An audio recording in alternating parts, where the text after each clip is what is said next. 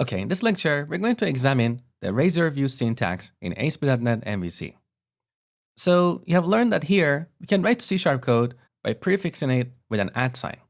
To render the list of customers, we can simply use a for each block.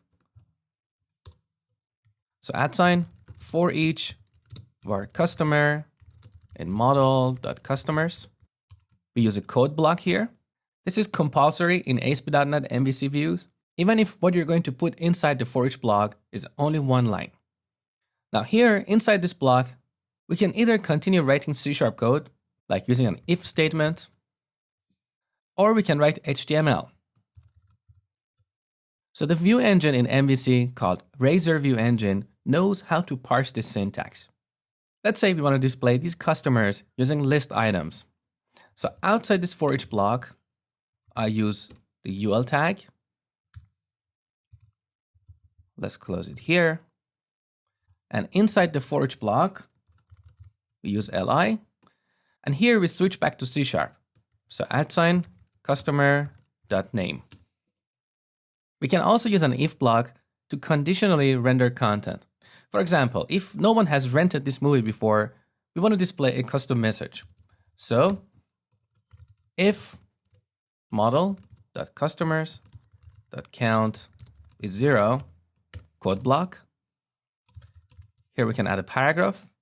No one has rented this movie before. Or if you don't want to use the p tag, you can simply use text. This is not part of the standard HTML, but it's something that the Razor View Engine understands.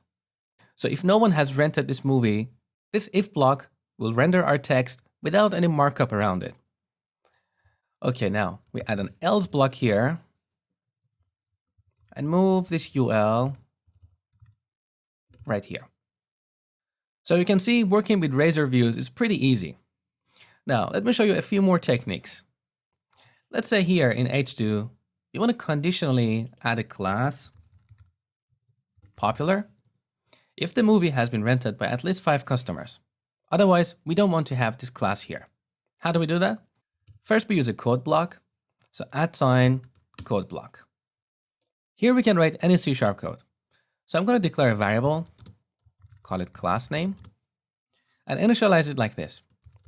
If model.customers.count is greater than 5, it should be popular. Otherwise, it should be null. Now here, we can render class name. With this code, if class name is null, this class attribute will not be rendered in the final HTML. It will be added only if class name is popular. So let's try it. Run the application with Ctrl F5. Okay, right-click the heading. Inspect. Look, we don't have the class attribute because currently we have only 2 customers. Now let's go back to the view. I'm going to change this condition to greater than 0. Save. Now we don't have to recompile the application because this is just a view. So we can switch back to the browser, refresh. Now look at the heading. We have the class popular. So this is how you render classes dynamically. By the way, this technique is not limited to classes. You can use this technique to render any attributes dynamically. And one last tip. You can add comments in your Razor views using this syntax. @ sign, star, star, @ sign. And we can make it multiple lines. This is a comment on multiple lines.